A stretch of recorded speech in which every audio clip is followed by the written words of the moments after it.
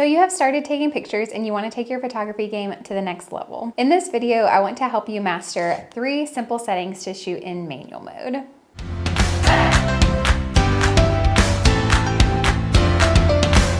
Hi friends, I'm Caitlin Workman and I'm here to empower you and encourage you on your photography journey. I'm really excited to share these 3 simple settings with you that will give you more control and leave you feeling like a professional. Don't forget to hit that like and subscribe button for more photography education. And make sure you stick around to the end of the video where I'll tell you a bonus setting that some professional photographers don't even know about. All right, let's get right to it. The first setting is shutter speed. Shutter speed is the amount of time your camera sensor is exposed to light.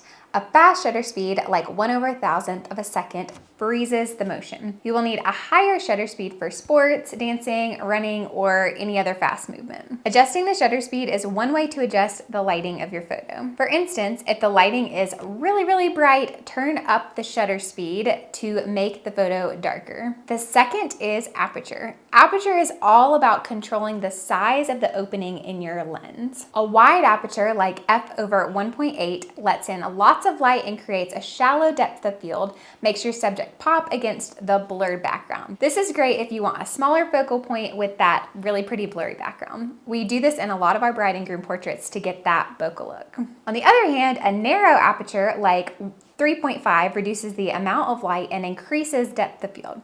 This is ideal for landscapes or groups like bridal party or big family photos. Before we get to the third, if you need help posing your clients, I want to give you something that will make a huge difference in the beauty of your photos, the confidence of your couples, and that is my free posing guide.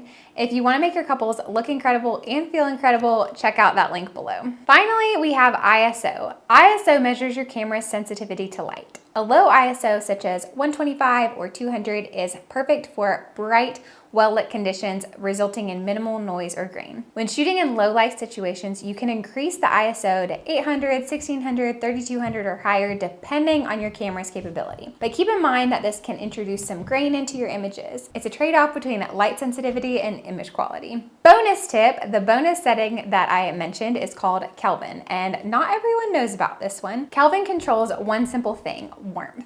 Manually controlling your Kelvin makes a big difference in how blue or orange your photos turn out. This is a crucial setting when you are in an indoor setting where the artificial is very orange. So there you have it, the basics of shutter speed, aperture, and ISO. These 3 settings are the building blocks of photography. Mastering them will take your skills to the next level. If you need extra help working through all of these settings, check out the link below and go ahead and book a coaching session with me. Don't forget to like and subscribe down below and comment and let me know which of these settings do you struggle with the most. Thanks for watching. Until next time, I am cheering you on.